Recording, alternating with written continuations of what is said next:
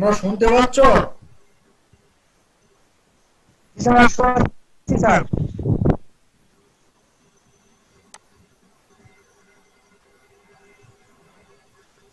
কোথা থেকে শুরু হওয়ার কথা?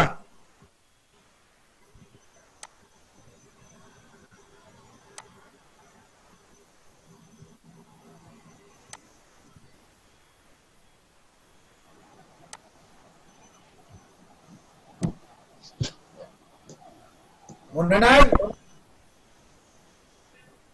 ইব্রাহিম,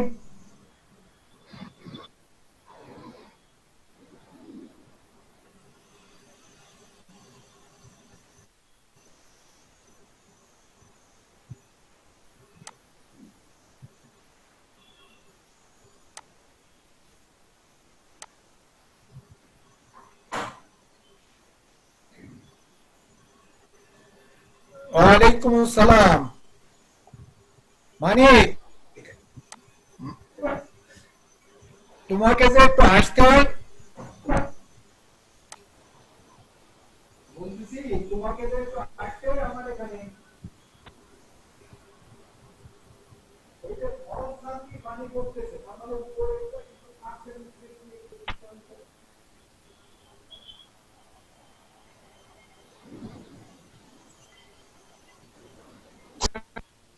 কোন তুই মারতেছ মুখে নিতে সাইডে অনেক কি বলো? খারাপছো উনি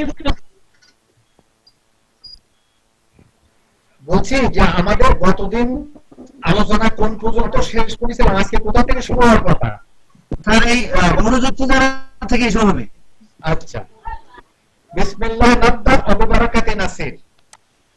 স্যার আমরা ইয়ে করেন মালের রেকর্ড করেছেন। আমরা যে সমস্ত মালের, তোমার এখানে এনাই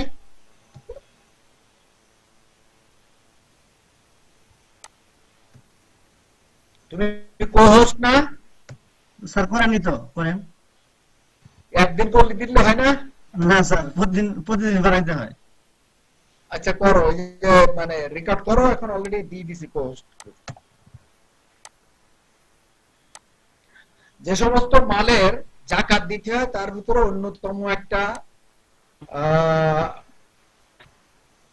মাল হচ্ছে ব্যবসায়িক পণ্য, বা যে সমস্ত মাল নিয়ে আমাদের ব্যবসা করে ভাইরা, ব্যবসায়ীরা, সেই মাল।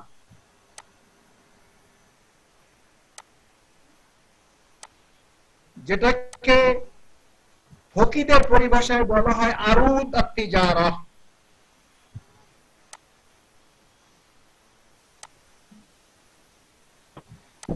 এই আরুদ আত-তিজারার উপরে যে যাকাত আছে, এ ব্যাপারে কোরআনের দলিল।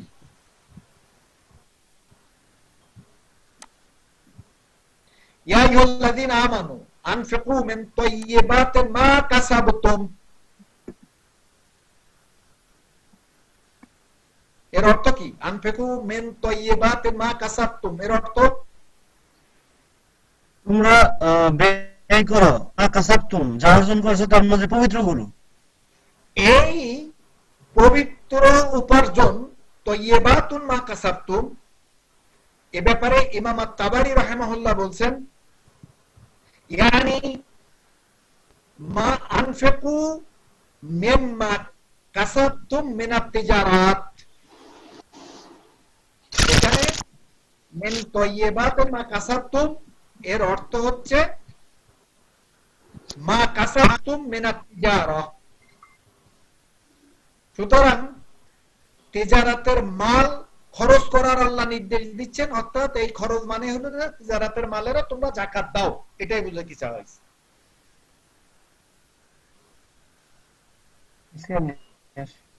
বা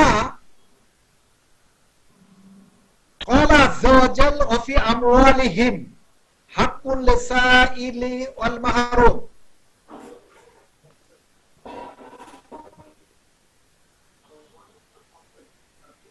وفي قوله تعالى والذين في أموالهم حق معلوم للسائل والمحروم।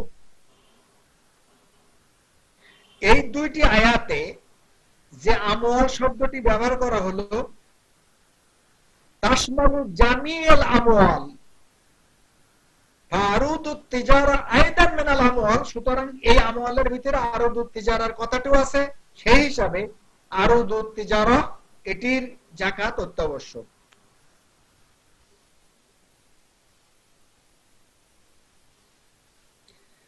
তাহলে কোরআনে কারিমের হামজা যে দলিল সেটা হলো আনফিকু মিন তাইয়্যিবাতি মা কাসাবতুম, আর বাদ যে দলিল ফি আমওয়ালিহিম, এই আমওয়াল ইয়ানি জামিউল আমওয়াল বিমানা হাযা তাশমালু মাযা তাশমালু আরুদুত তিজারা আইদান বিনাআন আলা হাযিহিল আয়াত তাজিবুল যাকাহ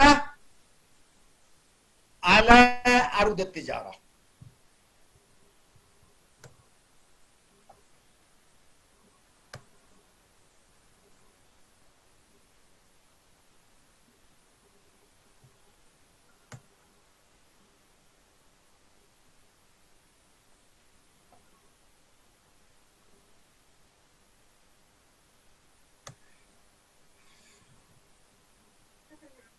একইভাবে সুন্নাতের দলিল কওলি আলাইহিস সালাতু ওয়াস সালাম আদ্দু যাকাতা আমওয়ালিকুম, তোমরা তোমাদের মালগুলোর যাকাত দাও। তোমাদের মাল তার মানে সকল মালের, আর এই সকল মালের ভিতরে আরুদুত তিজারা রয়ে গেছে, সেই জন্য আরুদুত তিজারা বলতে যেটি বোঝায় ব্যবসায়িক পণ্য, যেটা বোঝায় ব্যবসায়ীরা যে মাল নিয়ে তাদের ব্যবসা পরিচালনা করে, এর সকল মাল এই যাকাতের মাল হিসাবে গণ্য।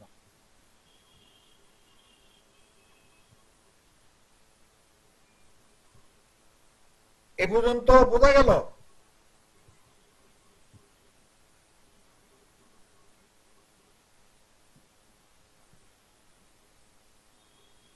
জি স্যার, বোঝা যায়। ইজমাউ সাহাবাত ওয়া তাবিঈন, আবু উবাইদা বলছেন ওমর রাদিয়াল্লাহু তাআলা আনহুর জমানায় যে সমস্ত মাল বায়তুল মালে জমা হতো,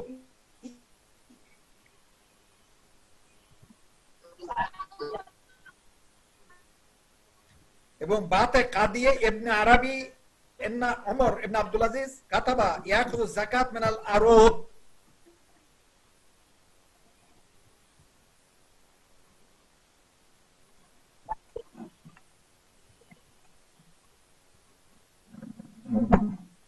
ওমর রাদিয়াল্লাহু তাআলা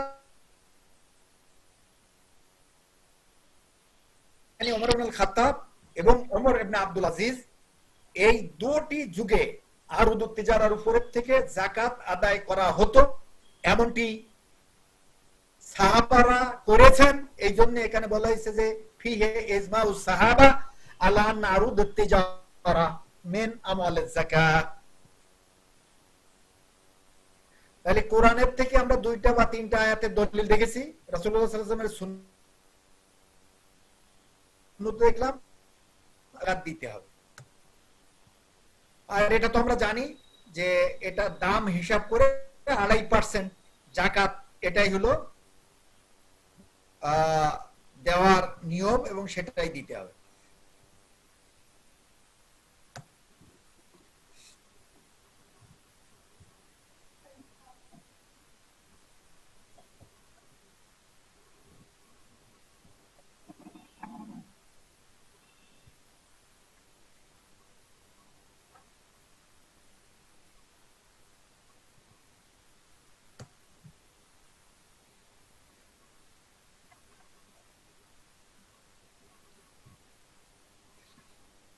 শুরুত যাকাত আরুদুত তিজারা,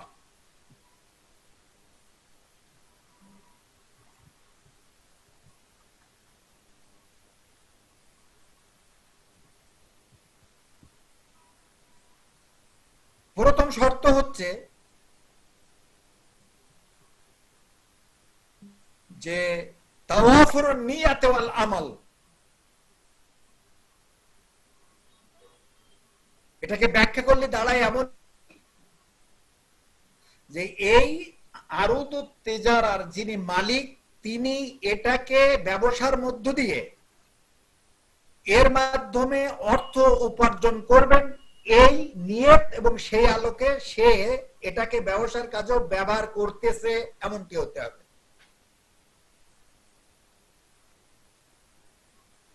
তার মানে ব্যবসার নিয়তেই এই মালটা এবং বাস্তব কাজেও এটা যে ব্যবসার ক্ষেত্রে ব্যবহার হচ্ছে এই ধরনের হতে হবে, এটি হলো প্রথম শর্ত।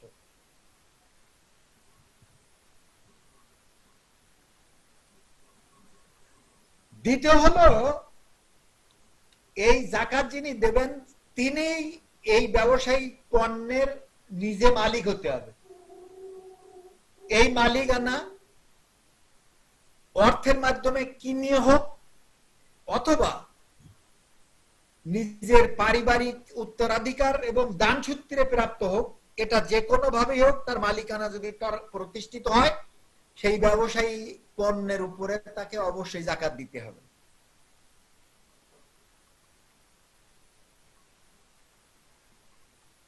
তৃতীয় শর্ত হলো খরচা খরচ বাদ দিয়ে এবং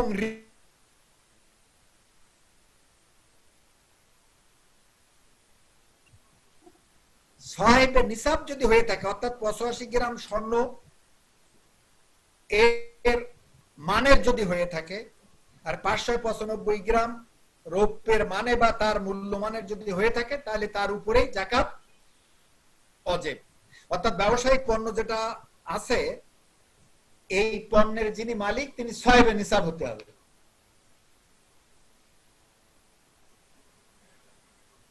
আর চতুর্থ হলো আইয়াহুল আলাল মিলকিয়াতে হাওলান কামেলান, ওই হাওলানুল হাওল হতে হবে।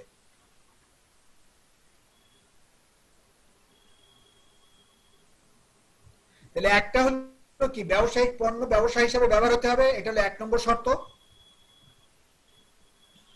দ্বিতীয় শর্ত হচ্ছে যে এই মালের মালিকানা তাই সে নিজে ক্রয় করে হোক অথবা দান বা উত্তরাধিকার সূত্রে পেয়েই হোক, এই মালের মালিকানা তার জন্য থাকতে হবে। তৃতীয় হলো যেটা সেটা হলো সাহেবুন নিসাব হতে হবে। আর চতুর্থটা হলো 1 বছর হাওলানুল হাওল যেটাকে বলছি আমরা, সেটাই এর প্রতি কার্যকর হতে হবে।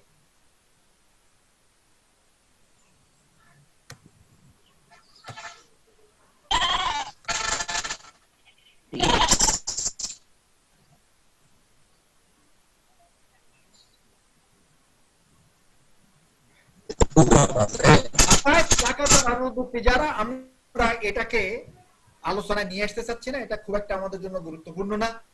আগের যে বিষয়গুলো আমরা দেখেছি এর মানদণ্ডে বিচার করলে আমরা আরো যারা যাকাতের বিষয়টা পরিষ্কার পাওয়া যাবে।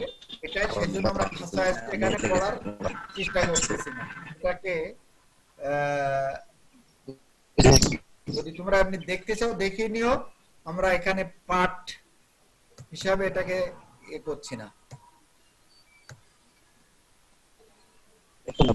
এই যতটুকু আরুদুত তিজারা সম্পর্কে কথা বলা হলো, এর আলোকে যদি তোমাদের কোনো প্রশ্ন থাকে তাহলে প্রশ্ন, আর না থাকলে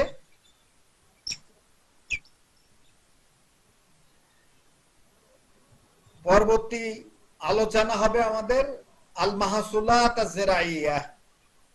বিশেষ করে ওই গতদিন যে তোমাদের এক ভাই প্রশ্ন করেছিল ওসর সম্পর্কিত বিষয়ে, মূলত এটি হলো সেই ওসরেরই আলোচনা।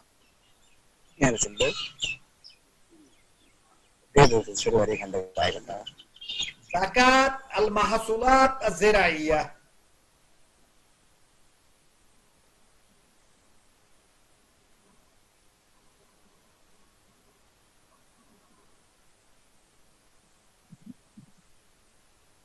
আল মাহসুলাত আজ-যারাইয়া স্যার ব্যবসার ক্ষেত্রে, হ্যাঁ স্যার ব্যবসার ক্ষেত্রে যদি সোনার রূপাকে ধরা হয় তাহলে তো 60-70 হাজার টাকা যদি কারণ ব্যবসায় পুঁজি থাকে তার উপর তো যাকাত আসবে। এটা সমাধান তো আমরা দিয়েছি স্যার, সেটা বলতেছি স্যার।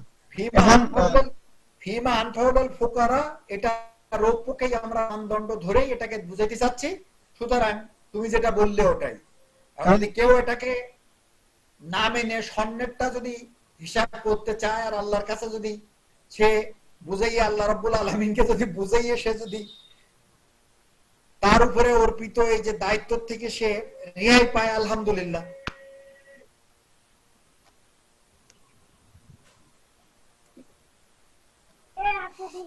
আর কোন কিছু ব্যবসা সম্পর্কে? কারো যদি একাধিক ব্যবসা থাকে, একটা ব্যবসা থেকে জাকাতের সম পরিমাণ অর্থ নাই, কিন্তু একাধিক ব্যবসা যদি থাকে সেগুলোকে একত্রিত করতে হবে কিনা? অবশ্যই একত্রিত করতে হবে। এটারই তো আমরা নাম দিয়েছিলাম হলো কি, খালতা। এই খালতার মানদণ্ডে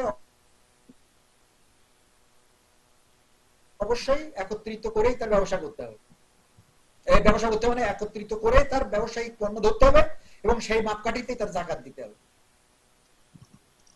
বাংলাদেশের সকল ব্যবসায়ী জাকাত দিতে হবে স্যার? বাংলাদেশের সকল ব্যবসায়ীকে জাকাত দিতে হবে? যদি তার সাহেব নিসাব হয় অবশ্যই দিতে হবে।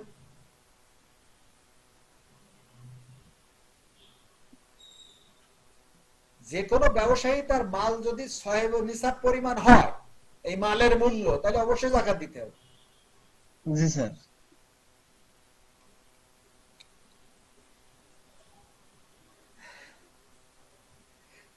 আর যদি কোনো কথা না থাকে তাহলে মাহসুলাত জিরাইয়াতে আসি আমরা ইনশাআল্লাহ।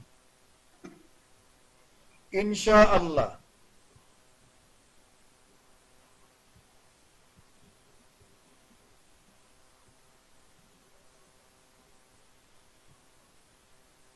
মাহসুলাত জিরাইয়া হলো উৎপাদিত শস্য।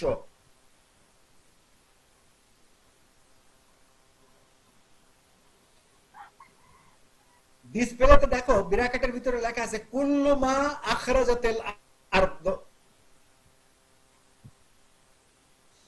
কুল্লু মা আখরাজাতিল আরদ।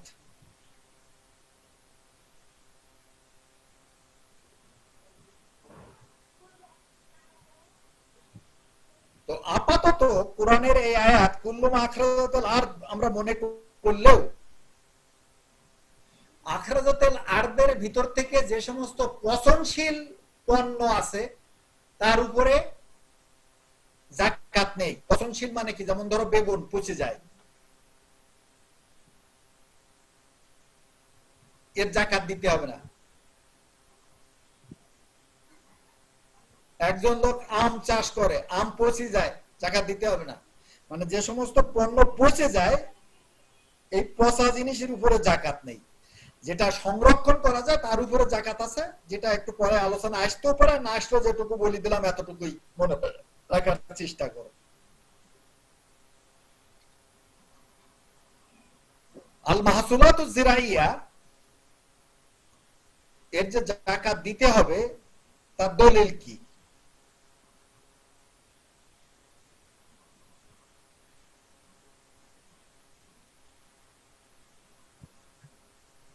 সূরা বাকারা 267 নম্বর আয়াত। এখানে মা কাবাইতুম মা কাসাবতুম হবে আর কি। ওয়ামিম্মা আখরাজনা লাকুম মিনাল আরদ, ওয়ামিম্মা আখরাজনা লাকুম মিনাল আরদ। এখানে যেমন ওয়ানফিকু মিন তাইয়্যিবাতি মা কাসাবতুম, এখানে সি নিয়া হয়ে গেছে মাযিরাতান। এর দ্বারা আমরা আরুদুত তিজারা বুঝিয়েছিলাম। একইভাবে ওয়ামিম্মা আখরাজনা লাকুম মিনাল আরদ এর দ্বারা অবশ্যই মাহসুলাতুজ জিরাইয়া স্পষ্টই বোঝা যাচ্ছে যে জমিন দ্বারা যেটা, জমিন যেটা তোমাদের জন্য বের করে দেয় অর্থাৎ উৎপাদন করে, সেটিকেও আনফিকু বলে আল্লাহ রাব্বুল আলামিন এখানে নির্দেশ দিয়েছে। সুতরাং জমিন থেকে উৎপাদিত ফসল এর উপরে যাকাত দিতে হবে, যেটাকে আমাদের পরিভাষাতে আমরা বলছি ওশর। সেই ওশরটা কেমন কি শিখি একটু পরে আসতেছে।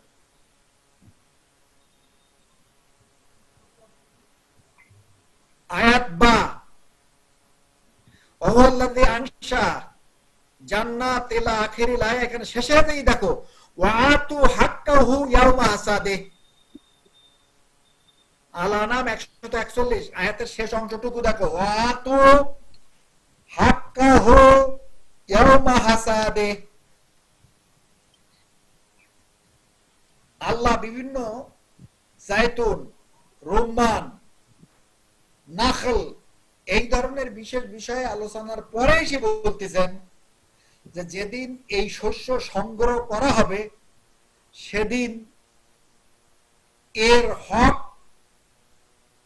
দিয়ে দাও, ওয়াতু হাক্কাহু, এর হক দিয়ে দাও, ইয়াউমা হাসাদিহি, যেদিন এটি সংগ্রহ করা হবে সেই দিনে।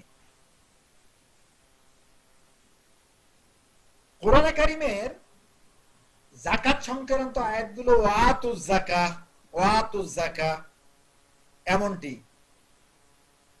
সেই হিসাবে যদি ওয়াতু যাকাহ এই আমরের সিগা হওয়ার কারণে যাকাত ফরজ হয়, ওয়াতু হাক্কাহু ইয়াউমা হাসাদিহি, নিশ্চয় সেই মাপকাঠিতে, সেই মানদণ্ডে ফসলের যাকাতও ফরজ।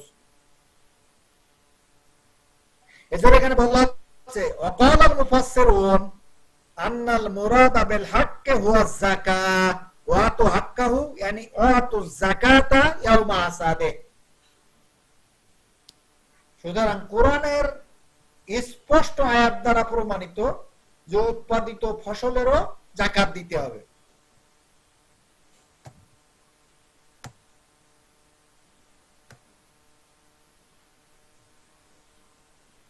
সুন্নতের দলিল মুসলিম রাহিমাহুল্লাহ ছাড়া বাকি আর 5 জনেরই হাদিস গ্রন্থে এই বর্ণনাটি এসেছে। আন ইবনে উমর রাদিয়াল্লাহু তাআলা আনহুমা আন্না নবিয়্য সাল্লাল্লাহু আলাইহি ওয়াসাল্লাম قال ফিমা সাকাতাস সামাউ ওয়াল উয়ুনু আও কানা আসারিয়ান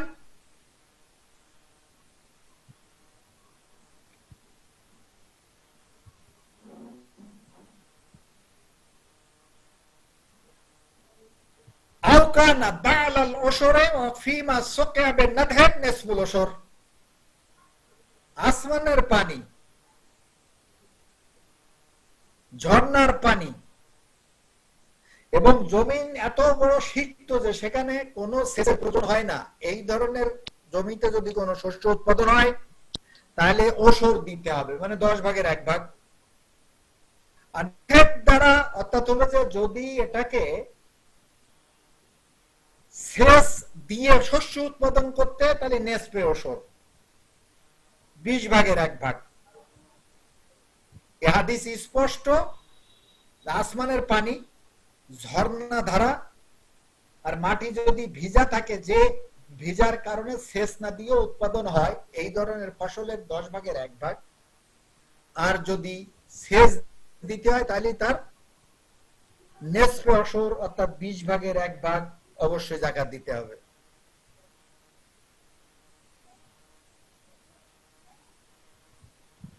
জাবের রাদিয়াল্লাহু তাআলা দ্বিতীয় হাদিস, ফিমা সাকাতাল আনহারু ওয়াল গায়ম আল উশর।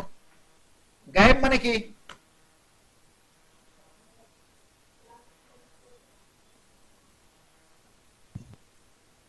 মেঘ বা মেঘ। তাহলে আনহার মানে হলো ঝর্ণাধারা বা নদী, আর গায়েম মানে হলো বৃষ্টি। এর দ্বারা যদি হয় তাহলে ওশর। আর সাকিয়া, সেচ যন্ত্র দিয়ে যদি সেচ দিতে হয় তাহলে নেসফুল ওশর।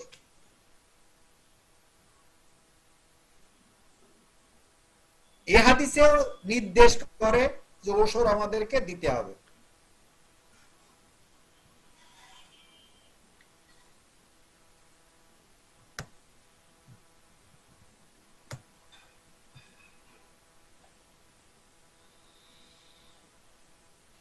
আয-যুরু আল্লাতী তাজিবু ফিহা আয-যাকাহ,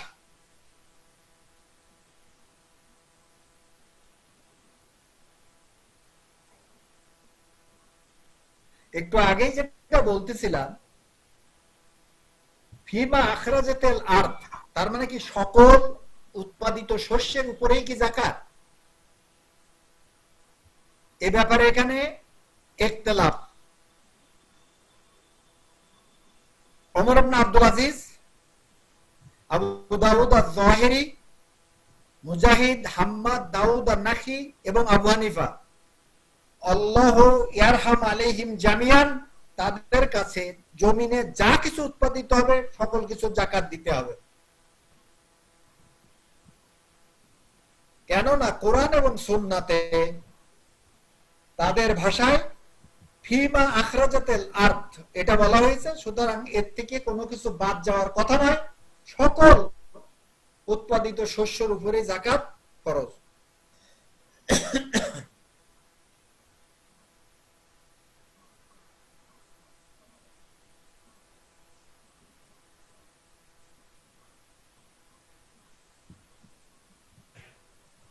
ওয়ামাল হাদিস হাসরুস সাদাকাতি ফিল আকওয়াতিল আরবা, এই পক্ষ বলছে যে হাদিসের দ্বারা শুধুমাত্র 4টি উৎপাদিত শস্যের উপরে যাকাতকে ওয়াজিব করা হয়েছে, হেমতাহ, শাইর, তামার এবং জাবিব, এই চারটা তোমরা অর্থ জানো? হেমতাহ মানে কি? গম। কিন্তু মানে গম, শাইর শাইর, জব, জব, তামার খেজুর, খেজুর, জাবিব জাবিব কিসমিস, কিসমিস কিসমিস, অথবা আঙ্গুর। তারা বলতেছে যে এখানে 4টির কথা উদাহরণস্বরূপ মাত্র উল্লেখ করা হয়েছে, কিন্তু কোরআনের আয়াত ফিমা আখরাজাতিল আরদ সবকিছুকে যেহেতু নির্দেশ করে, এই 4টা উদাহরণস্বরূপ উল্লেখ হয়েছে এখানে, বাকি সকল কিছুকেই এখানে দিতে হবে। সেজন্য লাযামাত তামিম লা তাখসিস, এর দ্বারা তাখসিস মুরাদ নেওয়া হয়নি, এর দ্বারা তামিম মুরাদ নিতে হবে।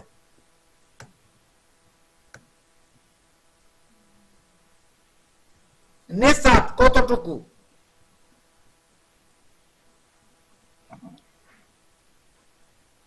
হাদিসে আসছে খামসাতা আউসুক, লাইসা ফিমা দুনা খামসাতে আউসুক সাদাকা, লাইসা ফিমা দুনা খামসাতে আউসুকেন সাদাকা। উৎপাদিত শস্য যদি 5 আউসুকের কম হয় তাহলে তার সাদাকা নাই।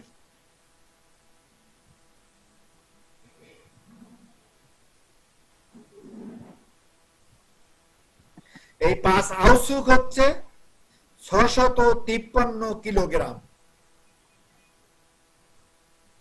সুতরাং যে কোনো ফসল 653 কিলোগ্রামের বেশি যদি হয় তাহলে তার অবশ্যই যাকাত দিতে হবে, আর যদি 653 কিলোগ্রামের কম উৎপাদিত হয় তাহলে তার ওসর দিতে হবে না। আর আমরা তো ইতিপূর্বে হাদিসে দেখে আসলাম মিকদারুল উজুব, সেটা হলো সেচ যদি দেওয়া হয় তাহলে 5%, অর্থাৎ নেসফে ওসর, অর্থাৎ 20 ভাগের 1 ভাগ। 5% নেসফে ওসর 20 ভাগের 1 ভাগ, সবগুলো কিন্তু একই অর্থ। 10%, 10 ভাগের 1 ভাগ এবং ওসর, এগুলো কিন্তু সব একই অর্থ। তাহলে সেচ যদি দিতে হয় তাহলে নেসফুল ওসর, আর বিনা সেচে যদি উৎপাদিত হয় তাহলে আলস আল কামেল।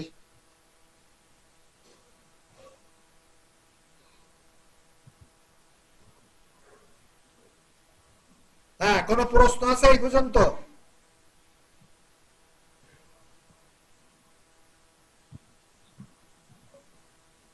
ইব্রাহিম? প্রশ্ন নাই।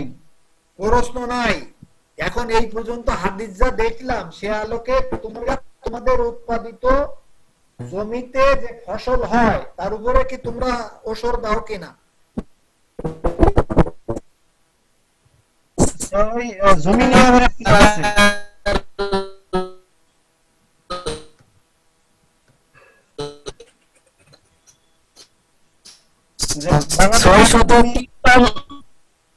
বাংলাদেশের জমি উসুরি জমি কি কিনা এটা নিয়ে আমার দ্বিমত আছে। এখন দ্বিমত নেই কোনটা নিয়ে, এখন এই দ্বিমত আছে বলেই কি আমরা ওষুধ দেওয়ার থেকে বেশি থাকবো নাকি?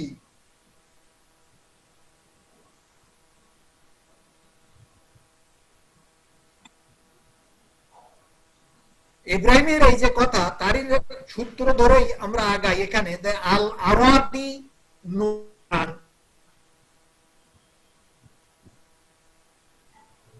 আল আরাদি আল অশরিয়া ওয়াল আরাদি আল খারাজিয়া।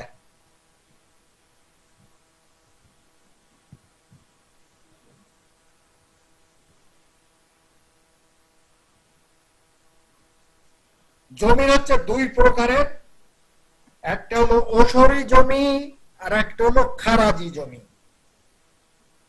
ওসরি জমিতে ওসর দেওয়া ওয়াজিব, খারাজি জমিতে ওসর দিতে হবে না।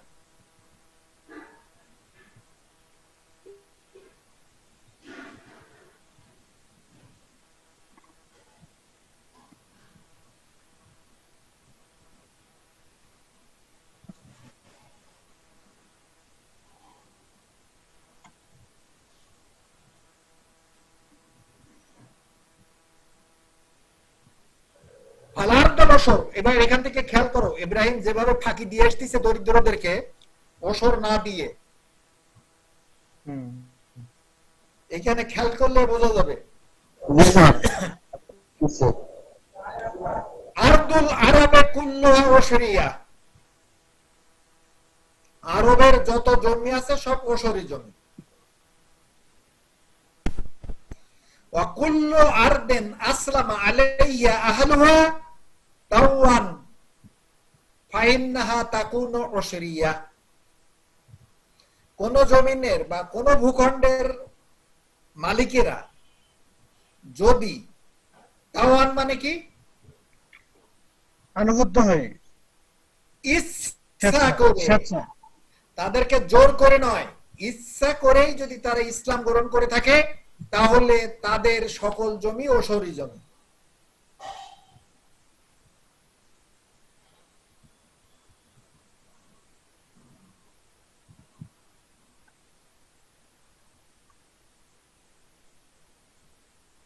وكذلك كل أرض من أراضي العرب إذا فتحت عنوة وقهرا وأهلها من عبادة الأوثان أسلموا بعد الفتح وترك الإمام والأراضي عليهم فهو شريعة। কোন জমিনের মালিকেরা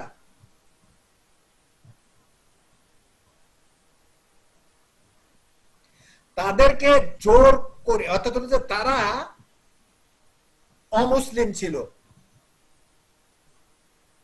তাদের বিরুদ্ধে মুসলমানদের পক্ষ থেকে যুদ্ধ পরিচালনা করার পরে তারা পরাজিত হলো। এই পরাজিত হওয়ার পর তারা ইসলাম গ্রহণ করলো।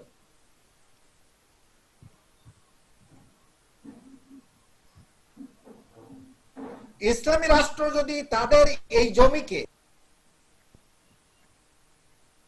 তাদের কাছ থেকে না নিয়ে তাদেরই কাছে রেখে দেয়, তাহলে সে জমিনটিও ওসরি জমিন হলে বিবেচিত হবে। তাহলে আরবদের জমি ওসরি, ইচ্ছা করে যারা ইসলাম ধর্ম গ্রহণ করেছে তাদের জমি ওসরি। যুদ্ধে পরাজিত হওয়ার পরে যদি কেউ মুসলিম হয়ে থাকে,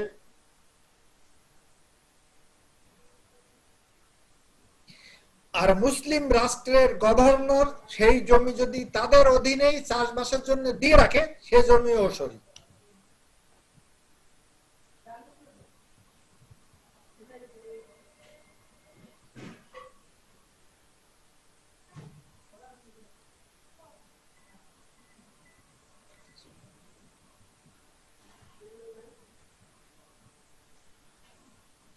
একইভাবে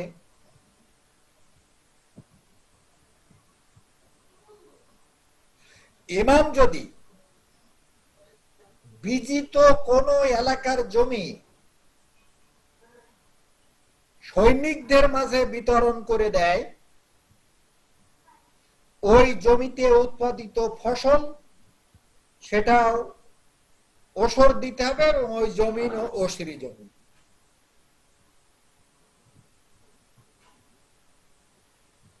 এই যেটুকু ওসরি জমির কথা বলা হলো, এটা কি বোঝা গেল কিনা, এর ব্যাপারে কোনো প্রশ্ন তোমাদের আছে কিনা? বুঝতে পারছি স্যার।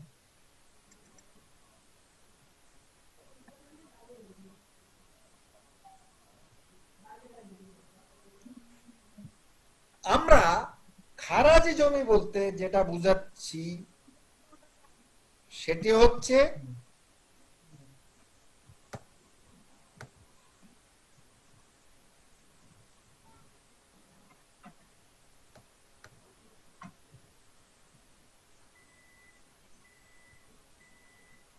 আরদুল আজম আল খেরাজিয়া وكل بلدة فتحت وطن ولا يسلم أهلها ومن عليهم فهي خراجية।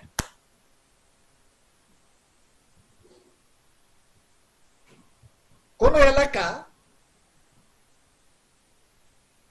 মুসলিমদের সাথে যুদ্ধ করার পর পরাজিত হলো, সে এলাকার লোকেরা ইসলাম ধর্ম গ্রহণ করলো না,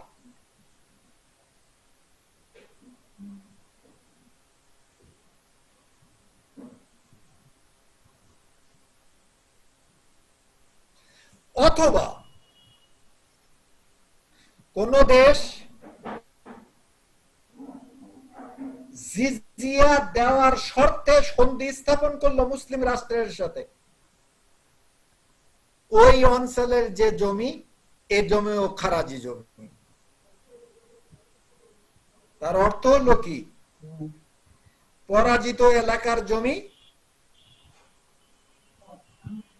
আর সন্ধির মধ্য দিয়ে যে এলাকা বিজয় লাভ করেছে সেই জমি, এটা খারাজি জমি।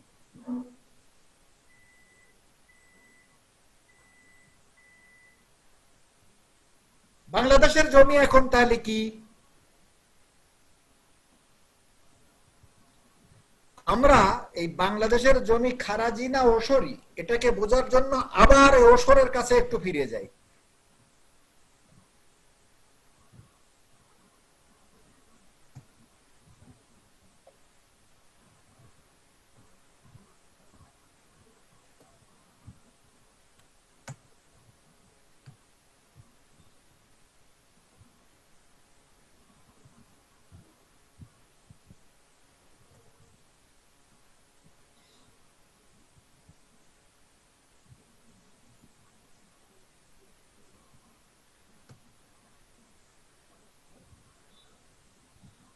আমরা ওইখানে ওসরি জমি হিসেবে কয়টা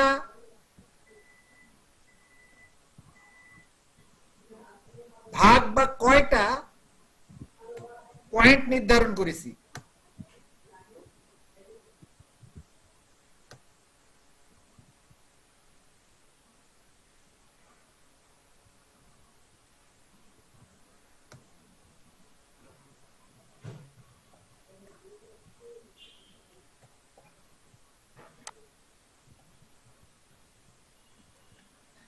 মনে পড়ে না তোমাদের? একটু আগেই না পড়ালাম যে একটা হলো আরবদের সকল জমি,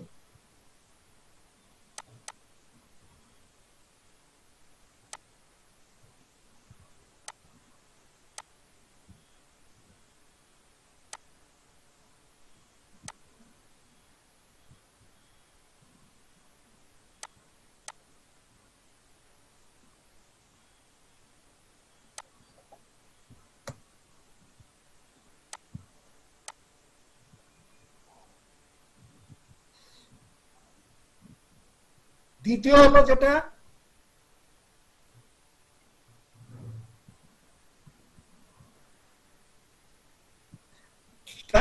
যদি কেউ ইসলাম গ্রহণ করে থাকে তারা,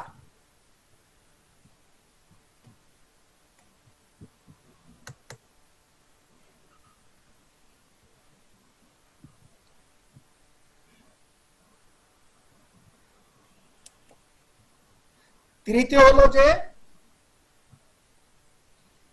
বিজিত হওয়ার পর ইসলামী রাষ্ট্রের প্রধান যদি সেই জমি তাদের ভিতরেই বন্টন করে দিয়ে থাকে, এই সকল জমি হলো ওসরি জমি।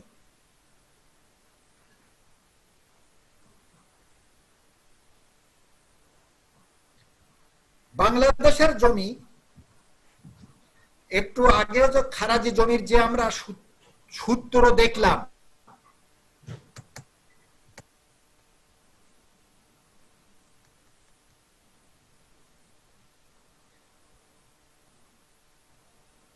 সেই হিসাবে কোনোভাবেও বাংলাদেশের জমি ওসরি জমি নয়। কারণ মুসলিম, প্রথম কথা হলো যে বাংলাদেশের এই অঞ্চল মুসলিমদের দ্বারা বিজিত হওয়ার পর এই অঞ্চলের জমি খারাজির বিনিময়ে এই অঞ্চলের লোকদের কাছে রেখে দেয় নাই মুসলিম শাসকরা। সুতরাং এই জমি কোনদিনও ওসরি জমি হিসাবে চিহ্নিত করার সুযোগ নেই। এটা মূলত হলো খারাজি জমি হিসাবে চিহ্নিত করার সুযোগ নেই, এটা মূলত হলো ওসরি জমি।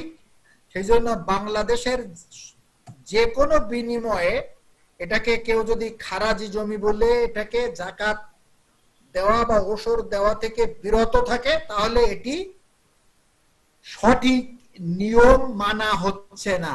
বাংলাদেশের জমির উপরে অবশ্যই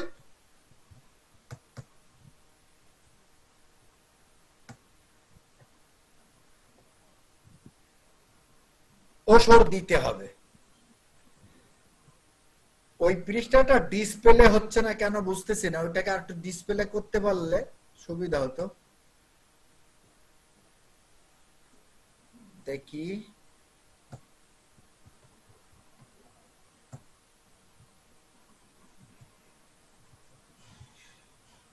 নো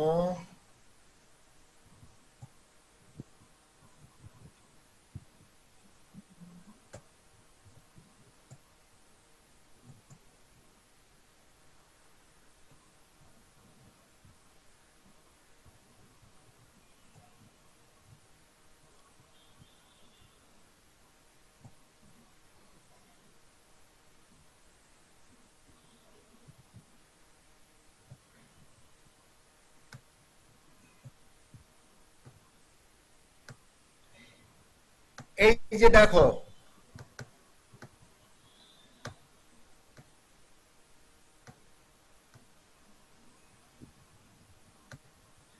আল আরাদি নোয়ানে শুরু তো নোয়ান, এটা দেখলাম আমরা মিনাল আরাদিল খারাজিয়া। এখানে খারাজ কাকে বলে সেটার ব্যাপারে এখানে ব্যাখ্যা দেওয়া হয়েছে, এবং শেষে যে দেখো লেখা আছে যে আরব বাংলাদেশ ও শরিয়া লিয়ান্না আসলামু আহলুহা তাওআন।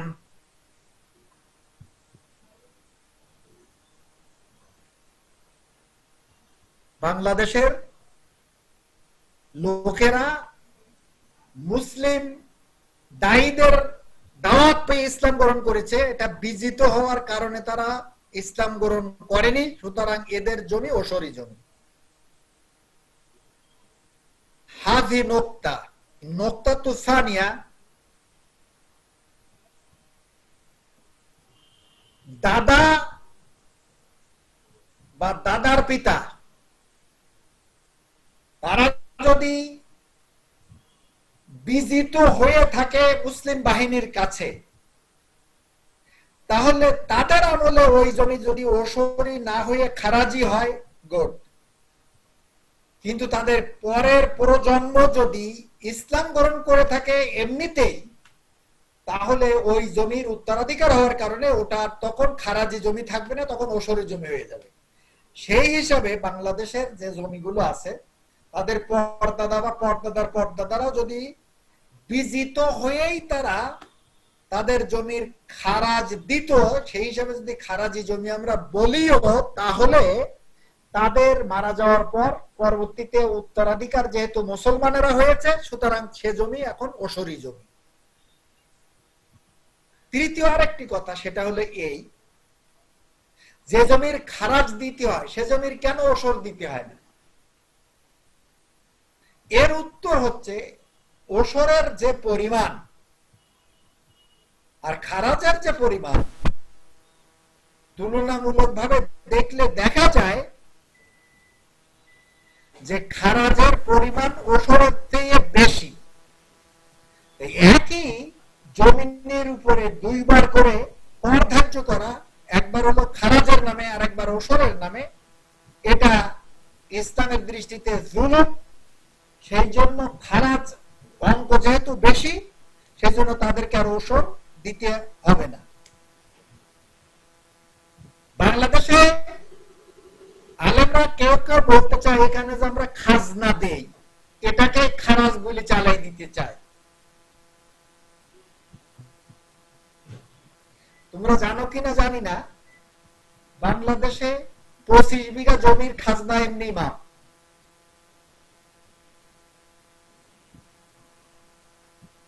তারপরও 25 বিঘার বেশি যাদের জমি আছে, তাদের যে পরিমাণ খাজনা দিতে হয় তাতে বোধহয় 1 বিঘা জমিতে উৎপাদিত ফসলের 5 কেজির দামও হয় না, মানে এত অল্প খাজনা দিতে হয়। এর দ্বারা খারাজ রহিত হয়ে যায়, সরি ওসর রহিত হয়ে যায়, এটাকে খারাজি জমি মনে করা, এটা একেবারে অযৌক্তিক। সেই জন্য স্পষ্টভাবেই বাংলাদেশের জমি হলো ওসরি জমি, এবং এ জমিতে ওই খামসাত আউসুক পরিমাণ যদি কোনো শস্য উৎপাদন হয়, তাহলে অবশ্যই তার উপরে যাকাত দিতে হবে, ওসর দিতে হবে। যদি শেষ হয়ে থাকে, সরি শেষ যদি না হয়ে থাকে আর শেষ দিয়ে যদি উৎপাদন হয়, তাহলে 20 ভাগের 1 ভাগ সেখান থেকে যাকাত অবশ্যই দিতে হবে। এ ব্যাপারে সর্বশেষ কথা হলো যেটা, সেটা হলো এই, ওসর আর যাকাতের ভিতরে হুকমি দিক থেকে কোনো পার্থক্য নেই, দুটোটা ফরজ। যাকাত না দিলে যে শাস্তি, ওসর না দিলেও একই শাস্তি। সুতরাং দুইটা ভিন্ন নয়। এটা 10 ভাগের 1 ভাগ দেওয়া হয় বলে ওসরি বলা হয়েছে, আর ওটাকে 10 ভাগের 1 ভাগের বেশি, ওই সরি 10 ভাগের 1 ভাগের কম দিতে হয়, অর্থাৎ 2.5% দিতে হয় বা 40 ভাগের 1 ভাগ দিতে হয়, সেই জন্য ওটাকে সাধারণ যাকাত বলা হয়েছে। হুকুমের দিক থেকে দুটোটাই ফরজ, কোনোটাকে ছোট করে দেখার সুযোগ নেই। আল্লাহু আ'লাম। গতদিন ওসরের পরে কে কথা বলতেছিলে? আজকের আলোচনার পরে কারো যদি কোনো প্রশ্ন থাকে ওসরের পরে, ফালা তাফাদ্দালু মাশকুরান। আমি তোমাদেরকে স্পষ্ট করে বলি, তোমাদের এলাকাতে তোমাদের নিজস্ব পরিবারের কাছে যে সমস্ত জমি আছে, এর যদি এই খামসাত আউসুকের বেশি উৎপাদিত কোনো শস্য বা পণ্য সেখানে হয়, অবশ্যই তার যে যাকাত দিতে হবে, এই মেসেজটি এলাকাতে পৌঁছে দেওয়ার দায়িত্ব তোমাদেরকে দিলাম। বাংলাদেশের এই যাকাত বা ওসর দেওয়ার এই যে ফাঁকিবাজি চিন্তা, যে খারাজ আছে বলে যাকাত দেব না, খাজনা দেই বলে যাকাত দেব না, এটি আসলে অবান্তর একটি কথা। এটা ইসলামী শরিয়ত সমর্থিত নয়। হাযা আল্লাহু আ'লাম। এখন বলো, তোমাদের কোনো প্রশ্ন থাকলে ফালা তাফাদ্দালু মাশকুরান। স্যার, বাংলাদেশের জমি তো আর ওসরি জমি না। এত সময় কি বললাম? ওসরি জমি না তুমি বললে হবে? হিন্দুদের থেকে বাংলাদেশের যারা লোক, তারা হয়তো অনেক জমি কিনছে টাকা দিয়ে। তো শুধু হিন্দুদের থেকে কিনলেই এটা যে খারাজি জমি হবে, এটাই কি এত পর্যন্ত জানলাম আমরা? 4টা কারণ সেখানে দেখানো হয়েছে, যে 4টা কারণেই ওসরি জমি হতে আসে। 4টা কারণ তাহলে আবার দেখো, হিন্দুদের থেকে কেনা হয়েছে, হয়তো বা কেনা হয়েছে, তাও তুমি বললে এটা হলো যাকাত এড়াই যাওয়ার ফাঁকিবাজি চিন্তা যারা করে, তারাই হয়তো বা কেনা হয়েছে। কারণ দলিল আদল্লা নাই তাদের কাছে, যদিও কেনার দ্বারা কিন্তু যাকাত রহিত হয় না। এই যে দেখো,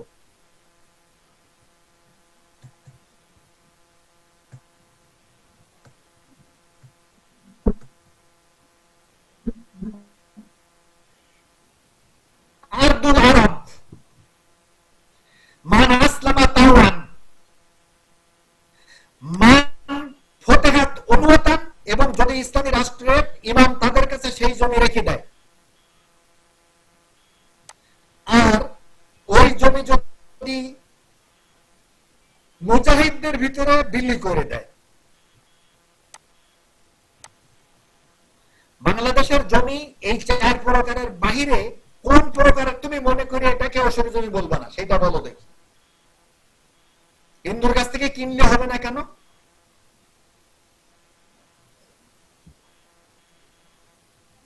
আমি হিন্দুর কাছ থেকে জমি কিনলাম, ইসলামিক রাষ্ট্র যদি হতো হিন্দুর জমিতে 1/4 শস্য যা উৎপাদন হতো তার 25% সেখানে কর বসাই দিত। আমি কেনার পরে কি 25% আমার উপরে কর বসাচ্ছে? সে জমি কিভাবে বলো তো দেখি। খারাজি জমি হওয়ার জন্য 3টা শর্ত। একটা হলো ওষুধের চেয়ে এর মূল্যবান বেশি হতে হবে, যেটা ইসলামী রাষ্ট্র অমুসলিমদের কাছ থেকে আদায় করবে কর। দ্বিতীয় হলো এই কর ইসলামী রাষ্ট্রে মুসলিমদের স্বার্থে ব্যয় করতে হবে। তৃতীয়, ওই জমি মালিক যারা তারা ইসলামী রাষ্ট্রকে জিজিয়া কর দেয়। এই শর্ত 3টা বাংলাদেশের কোন জমির মালিকের উপরে বর্তাইতেছে সেটা একটু বলো, যে এটাকে আমরা খারাজি জমি মনে করতেছি। ট্যাক্স দিচ্ছে যে, কিসের ট্যাক্স দিচ্ছে? জমিনে খাজনা দেয়। খাজনা দিছে, সেই কথা তো এত সময় বললাম। এই খাজনাটা কি? এটা কি খারাজ? মানে খারাজ অনেকে হলো বলতে চায় যে খাজনা দেওয়া হচ্ছে, সেই হিসেবে উসুর দেওয়ার দরকার নাই। এই কথা তো এত সময় বললাম। একটা জমির ওসর হয় কতটুকু? 10 ভাগের 1 ভাগ যদি ধান দিতে হয় তাহলে 1 বিঘা জমি দিতে হয়। উদাহরণস্বরূপ মনে করো 1 বিঘা জমিতে 5 মণ ধান হয়। 5 মণ সমান কত? 200 কেজি। এর ওসর হবে কতটা? 20 কেজি। জি স্যার। 20 কেজি। এখন 50 টাকা করে চালের কেজি হলে 20 কেজির দাম কত? 1000 টাকা, তাই তো? জি স্যার। আর খাজনা দেয় মাত্র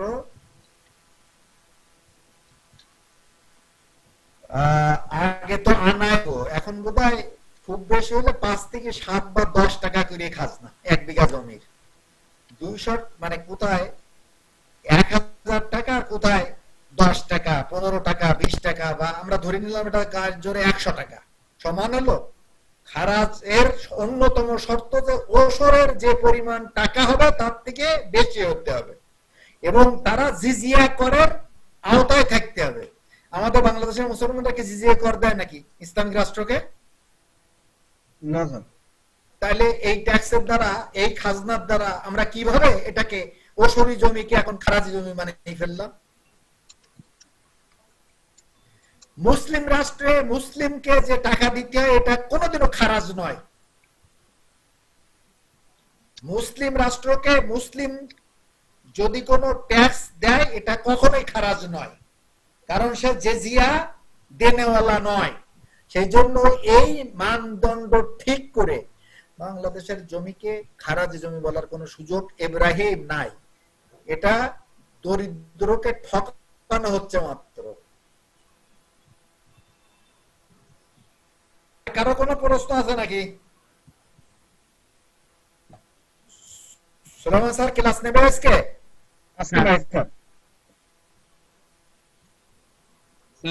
আর কারো কোনো প্রশ্ন? পরিমাণটা মানে গ্রাম 300 কত গ্রাম জানি বলছি, আবার বলো। যে কতটুকু জমি, কতটুকু ফসল হলে দিতে হবে স্যার, ওষুধের পরিমাণটা, যে সম্পদ কতটুকু হলে ওষুধ দিতে হবে ওই পরিমাণটা ভালোভাবে বুঝতে পারিনি স্যার। আচ্ছা স্যার।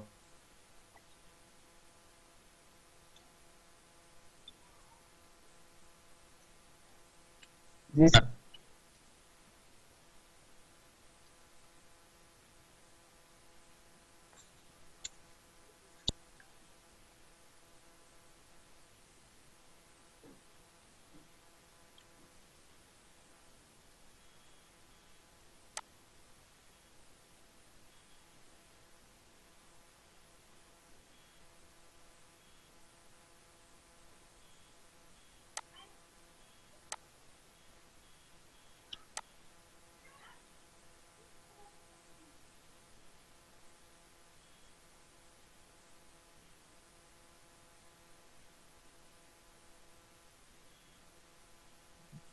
ক্লাস শেষ ইব্রাহিম ভাই, আমার কথা হচ্ছে।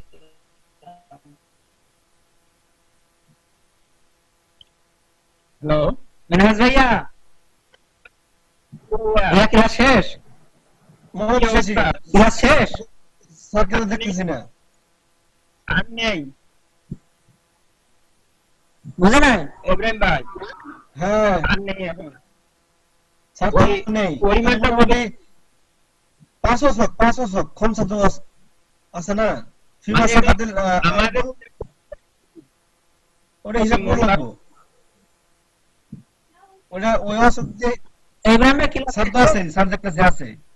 হ্যাঁ, আমার ওই যে মাঝে আবার কেন ডিসকানেক্ট হয়ে গেছিল। জি স্যার, আমার প্রশ্নটা ছিল স্যার ওই পরিমাণটা কতটুকু হলে আমরা ওষুধ দেব? ওইখানে দেখাইলাম না আমরা কত কিলোগ্রাম, 500 কত 53 কিলোগ্রাম। জি স্যার, 500 ওই যে কি? আমাদের হ্যাঁ, বলো বলো বলো। আমরা যে হিসাব করি কেজির হিসাব বা মনের হিসাব, এখানে কেজি হয়। 553 কেজি তো বললাম, তারপর কি কিলোগ্রাম আর কেজি কি পার্থক্য বেটা? ও আচ্ছা স্যার, আচ্ছা, ওই বুঝতে ভুল করছি। আমি বুঝতে পারছি তো, 553 কিলোগ্রামের অতিরিক্ত উৎপাদন হলে তা জাকাত দিতে হবে। আমরা তো আউসুক বসবো না বলে সেখান থেকে কিলোতে কনভার্ট করলাম, তারপরে বুঝতে অসুবিধা কি? স্যার ঠিক আছে।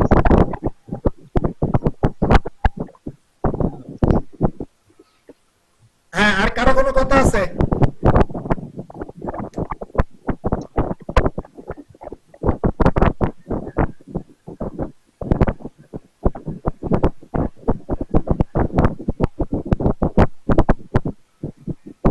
তাহলে আমরা আজকের মতন শেষ করতে যাচ্ছি। আগামী কালকের ক্লাস হবে আমাদের রুয়াতে হেলাল নিয়ে ইনশাআল্লাহ। ইনশাআল্লাহ। গোটা গুরুত্বপূর্ণ কথা আছে। পৃথিবীতে গোটা পৃথিবীতে একদিনে ঈদ করার ব্যাপারটা বিবেচনা করা যায় কিনা সেটা নিয়ে আমাদের ইনশাআল্লাহ আলাপ হবে। ইনশাআল্লাহ। ঠিক আছে, তো আল্লাহর কাছে আমরা তৌফিক চাই। সে পর্যন্ত আল্লাহ আমাদেরকে সুস্থ রাখুক, ভালো রাখুক, হায়াতে রাখুক। ইনশাআল্লাহ।